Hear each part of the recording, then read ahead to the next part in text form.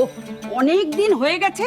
আমি হালকো জামাইকে বলছি আমি একটা বড় হাঙর খেতে চাই, জামাইকে কোথাও খুঁজে পাওয়া যাচ্ছে না। এটা শোনো, তোমার মা অনেক দিন ধরে একটা বড় হাঙর খেতে চাইছেন।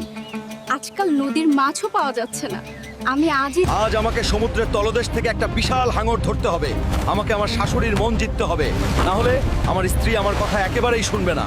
আমি মাছ ধরতে এসেছি, রাস্তা থেকে সরে যাও।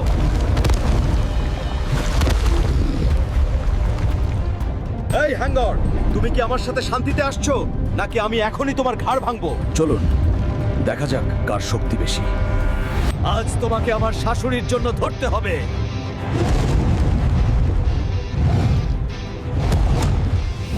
এই তিমি, এবার আমাদের সমুদ্র তীরে নিয়ে চলো।